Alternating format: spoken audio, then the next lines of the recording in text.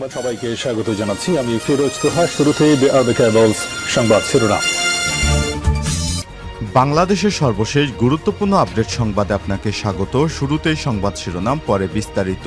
শুরুতেই জানিয়ে দিব, গাজীপুরে আজও সড়ক অবরোধ করে শ্রমিকদের বিক্ষোভ। শ্রমিকদের বকেয়া বেতন এবং ভাতা বৃদ্ধি সহ নানা দাবিতে আজও সড়ক অবরোধ করে বিক্ষোভ করছেন শ্রমিকেরা। এতে বন্ধ হয়ে যায় সড়কের উভয় পাশে যান চলাচল। ফলে চরম ভোগান্তিতে পড়েছেন অফিসগামী সহ কর্মস্থলে ছুটে চলা মানুষজন। এরপর জানিয়ে দিব, নিউ ইয়র্কের পথে ডক্টর ইউনূস। অন্তর্বর্তীকালীন সরকারের প্রধান উপদেষ্টা ডক্টর মোহাম্মদ ইউনূস জাতিসংঘের সাধারণ পরিষদ অধিবেশনে যোগ দিতে যুক্তরাষ্ট্রের নিউ ইয়র্কের উদ্দেশ্যে রওনা দিয়েছেন। আজ ভোর 5:05 কাতার এয়ারলাইন্সের একটি ফ্লাইটে সফরসঙ্গীদের নিয়ে হজরত শাহজালাল আন্তর্জাতিক বিমানবন্দর ছেড়ে যান তিনি। জানিয়ে দিব, গান গাইতে গাইতে নৃশংসভাবে যুবককে পিটে হত্যা, ভিডিওতে যা দেখা গেল। সম্প্রতি সামাজিক যোগাযোগ মাধ্যমে ছড়িয়ে পড়া একটি ভিডিওতে রীতিমতো টক অব দ্য কান্ট্রিতে পরিণত হয়েছে। ওই ভিডিওতে দেখা যায় 24 বছর বয়সী এক যুবককে ঘিরে মধু হই হই আরে বিষ খাওয়াইলা গান গাইতে গাইতে নাচছিলেন কয়েকজন যুবক। পরনে নীল রঙের টি শার্ট এবং খাকি প্যান্ট আর স্পোর্টস স্যান্ডেল পরে থাকা ওই যুবকের দুই হাত বাঁধা ছিল স্টিলের পাইপের সঙ্গে। পরে ঘটনাস্থলে অন্তত 1 কিলোমিটার দূরে ওই যুবকের লাশ পাওয়া যায়।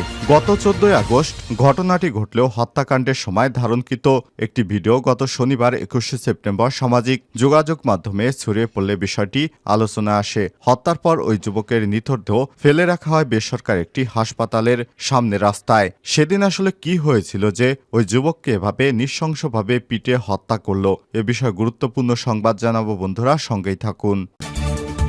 এবারে জানাবো, ঢাবি শিবির সভাপতিকে নিয়ে আল জাজিরার সাংবাদিক জুলকারনাইনের স্ট্যাটাস। দীর্ঘ 17 বছর পর শনিবার 21 সেপ্টেম্বর প্রকাশ্যে আসেন বাংলাদেশ ইসলামী ছাত্র শিবির ঢাকা বিশ্ববিদ্যালয় ঢাবি শাখার সভাপতি। সামাজিক যোগাযোগ মাধ্যম ফেসবুক এক পোস্টে সাদিক কায়েম নামের এক শিক্ষার্থী নিজেকে বাংলাদেশ ইসলামী ছাত্র শিবির ঢাকা বিশ্ববিদ্যালয় শাখার বর্তমান সভাপতি দাবি করেন। এমন খবর প্রকাশ্যে আসার পর জনমনে চলছে নানান আলোচনা সমালোচনা।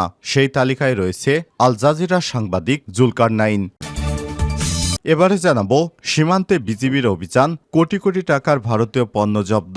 সিলেটের সুনামগঞ্জ অভিযান চালিয়ে মহিষ এবং বিপুল পরিমাণ ভারতীয় চোরাই মালামাল জব্দ করেছে border guard of Bangladesh BGB.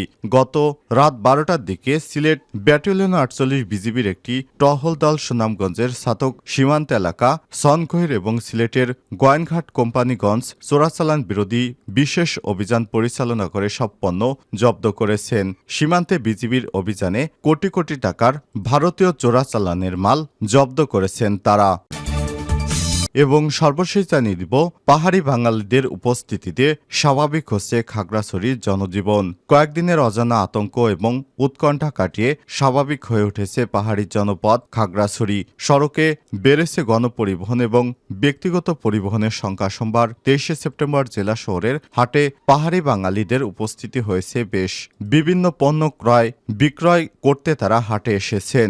জেলা শহরের সব বিপণী বিতান এবং দোকান খোলা রয়েছে। আইনশৃঙ্খলা বাহিনীর টহল অব্যাহত রয়েছে। দূরপাল্লার সড়কে সরাসরি যান চলাচল না করলেও সীমিত সংখ্যক ব্যক্তিগত পরিবহন চলাচল করছে।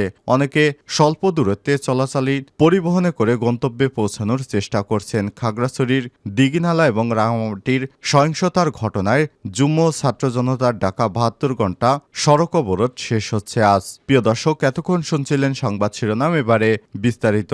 তবে তার আগে বন্ধুরা অনুরোধ থাকবে, এই সংবাদটিতে একটি লাইক দিন। এই চ্যানেলে আপনি নতুন হয়ে থাকলে আমাদের সংবাদটি দেখতে দেখতে চ্যানেলটি সাবস্ক্রাইব করে রাখুন, যাতে করে বন্ধুরা আমাদের পরবর্তী লেটেস্ট আপডেট সংবাদগুলো সবার আগে আপনার কাছে পৌঁছে যায়। কমেন্ট করে আপনার মূল্যবান মতামত জানিয়ে দিন বন্ধুরা, আপনি বিশ্বের কোন দেশ থেকে বা বাংলাদেশের কোন স্থান থেকে আমাদের সংবাদটি দেখছেন এবং শুনছেন।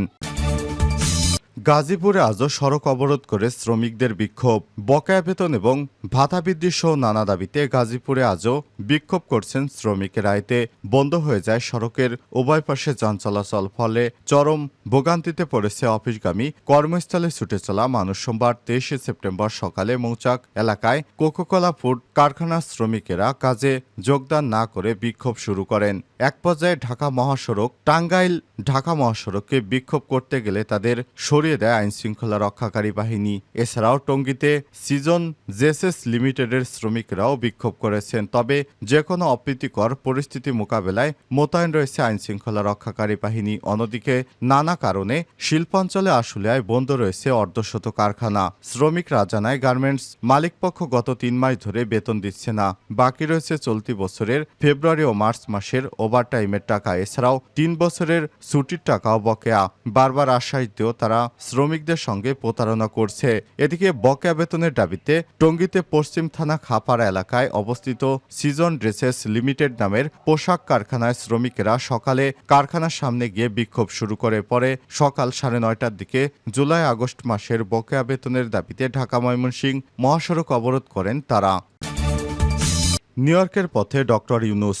অন্তর্বর্তীকালীন সরকারের প্রধান উপদেষ্টা ডক্টর মোহাম্মদ ইউনূস জাতিসংঘের সাধারণ অধিবেশনে যোগ দিতে যুক্তরাষ্ট্রের নিউ ইয়র্কের উদ্দেশ্যে রওনা দিয়েছেন।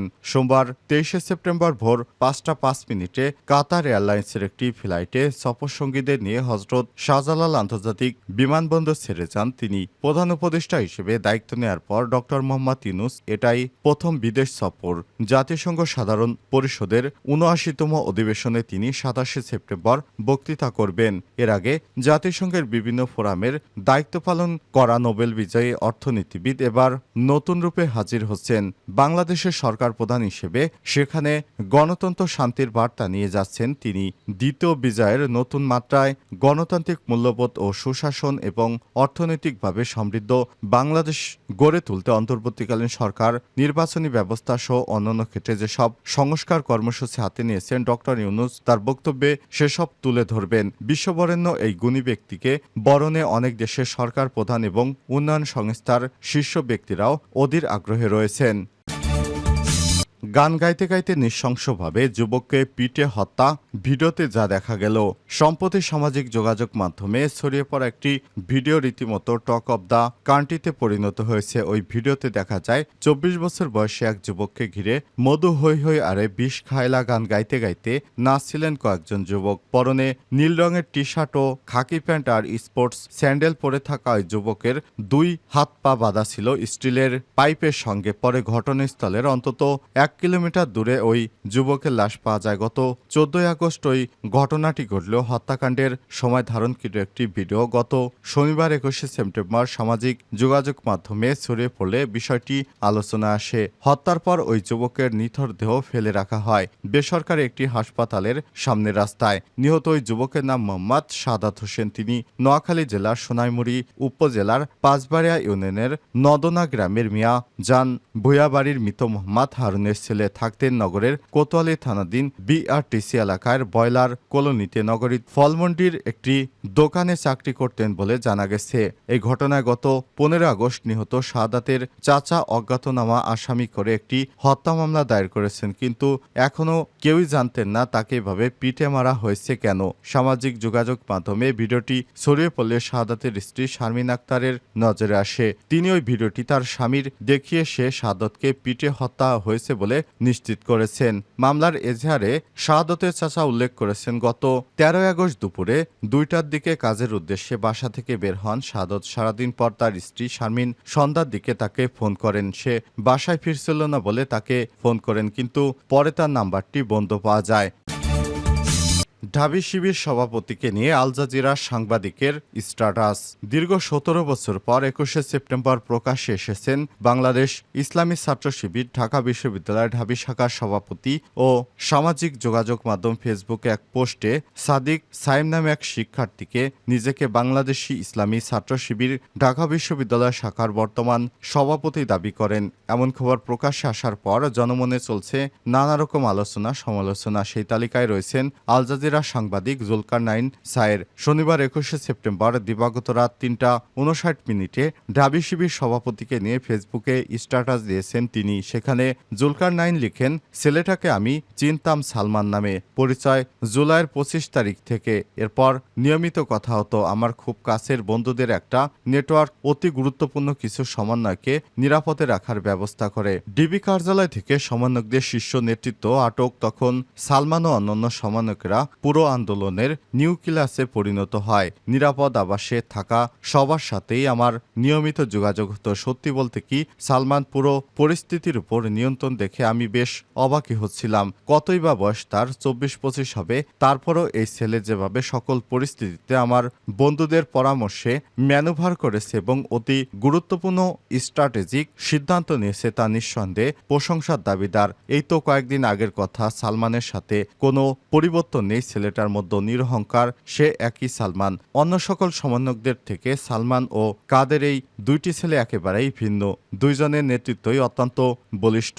আজ দেশ এই পরিস্থিতিতে এসেছে, তারা কখনো নিরহংকারভাবে চলছে, তারা কখনোই কোনো কিছু দাবি করছেনি, তারা সমন্বয়ক বা কোনো কিছুরই কোনো পরিচয় দিচ্ছে না। তো আজ দুপুরে জানলাম সালমানের প্রকৃত নাম সাদিক কায়ুম এবং তার রাজনৈতিক পরিচয় সে ঢাকা বিশ্ববিদ্যালয় শিবিরের সভাপতি। অবশ্যই অবাক হয়েছি, বেশ অবাক হয়েছি শুনে, কিন্তু প্রকাশ্যে রাজনীতি করার সুযোগ না পেয়েও শিবির যে সালমান, আমার কাছে সেই সালমানই থাকবে। তার মতো একটা নেতা তৈরি করতে সক্ষম হয়েছে, তার জন্য সাধুবাদ জানাই বাংলাদেশ জামাত ইসলামকে। ছাত্র রাজনীতির সুষ্ঠু ধারার গণতন্ত্রের জন্য অত্যাবশ্যক এবং তার সদ্ব্যবহার যে কোনো রাজনৈতিক দলই যদি সালমান কিংবা কাদের মতো তরুণীদের এত ম্যাচুর নেতানেত্রী হিসেবে তৈরি করতে পারে, তাহলে মন্দ কি?